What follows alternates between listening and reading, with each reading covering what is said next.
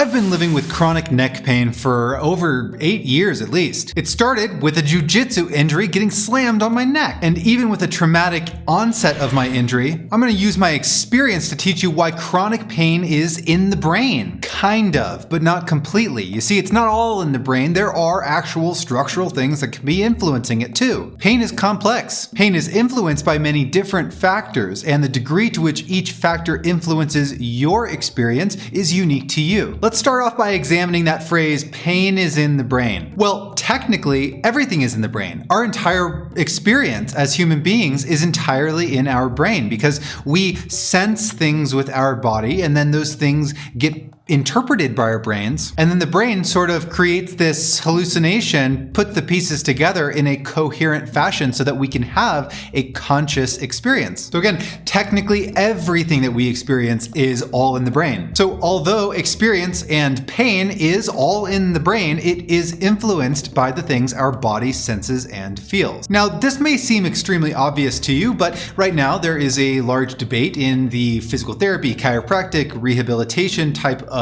communities as to whether form and alignment and lifting technique and even structural pathology like disc herniations and disc degeneration or posture, whether these things actually influence a person's pain. And the reason this is called into question is because we have tons and tons of studies showing that beliefs and attitudes affect a person's pain, and that if we look at MRIs of a person's spine and we see a spine that looks terrible because it's got degeneration and herniations and Smorl's nose and all these kinds of things, well, we cannot necessarily predict that person has pain because most people have those things on their spine. Let me just share my own experience with chronic neck pain, and hopefully that can help to show you how biological stressors and mechanical stressors and actual disc stuff and joint stuff and nerve stuff can indeed influence pain, but that while that's happening, we are a real human being with thoughts and emotions and attitudes and beliefs and relationships and an environment and a social atmosphere, and all of these things also impact how we frame that pain, how we frame that experience, and therefore what we actually feel. So if I started, which I did, with a genuine tissue injury, well, I was slammed on my neck in jiu-jitsu and I felt an electric shock in all 4 of my limbs. That's pretty alarming. Well, probably something bad happened to my spinal cord and some nerves. I have not had an MRI, but I would be very surprised if I did not have a disc herniation in my lower cervical spine, probably on the right side. So I had a legitimate injury to my spine. And then as I recover, I am encountering physical therapists and chiropractors and doctors who are telling me essentially that certain movements are dangerous, that I should be afraid to move in certain ways because I will hurt myself, that pain is an indication of damage, and these things start to affect my life. Also, I cannot go to jiu-jitsu while my neck is injured. So one of the things that brings me the most sort of mental health therapy, that, you know, when everything else is wrong in the world, when I go to jiu-jitsu, I feel better,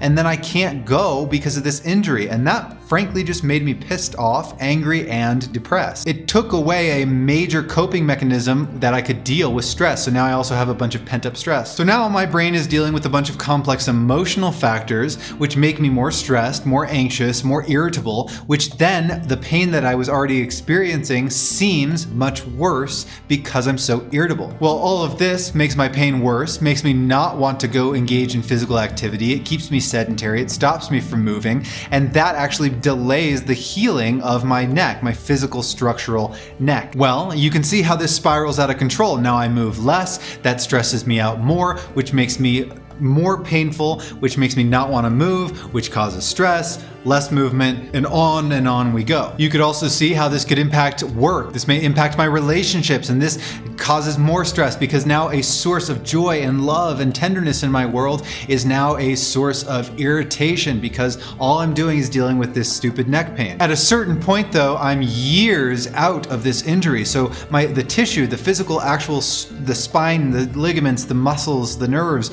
they're not getting worse. They're not going to get more damaged, okay? In fact, most of them have probably healed at this point because we know that most disc herniations actually heal on their own. But then what happens is I start to do self-soothing behaviors where I'm grabbing my own neck, I'm wincing, I'm adopting a defensive posture, and posture influences our mood, and our mood influences our posture. So now I'm feeding into this mental health cycle where I'm feeling like crap, And then I'm also engaging in sort of irritating the tissue and constantly rubbing it and digging, Theracanes and lacrosse balls into it and just kind of getting angry at it. So now I'm physically irritating the tissues, which makes it probably more chemically sensitive, but I'm also feeding into a mental, self-soothing behavior that makes me more stressed out and associates, distress with physical tissue irritation. So here we have another positive feedback loop where tissue irritation feeds my stress and anxiety about it, which feeds me irritating my own tissues,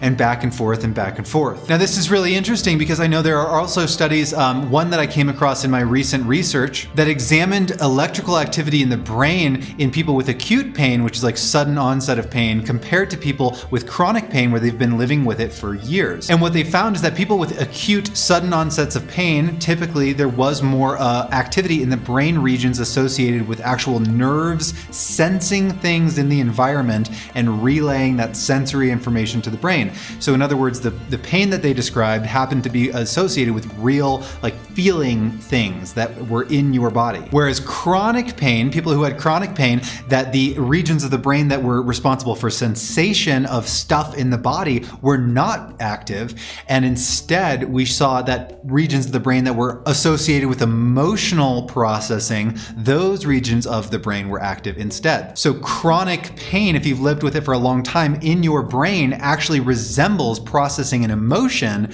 much more than it resembles processing a sensation of touch. So if I'm told that for my chronic neck pain, I have to heal it with some biological factors of oh, you can't have this bad posture, that's causing your pain. Well, maybe I have crappy posture because I feel depressed. However, I do notice that when I come out of this posture, I do feel relief. So is that depression or is that physical tissue damage? Well, it's probably a little bit of both. And on the other hand, if somebody tries to tell me that I'm just making it up, that it's all in my brain and that I'm imagining things and that my neck is totally healthy, well, then why is it that certain ranges of motion create sharp shooting pain down into my shoulder? I mean, the brain can make those kinds of things up. It is definitely capable of doing that, but I just don't think that in this situation it's likely, because I have tried reassuring movement and I've tried to have a very good attitude, but I don't think just having a better attitude is going to magically fix things for me. So I think I need a little bit of both. I need to pay attention to my form and my posture, and I need to exercise and engage in positive movements and meaningful movements. And I also need to address psychological, sociological, and environmental and